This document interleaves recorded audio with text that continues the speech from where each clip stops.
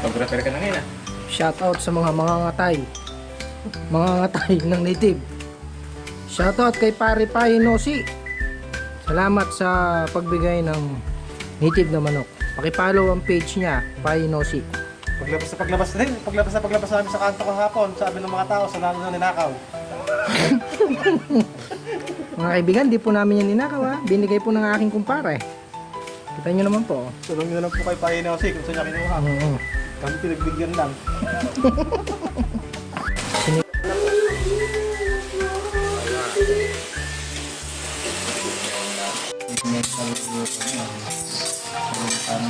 Psychological effect.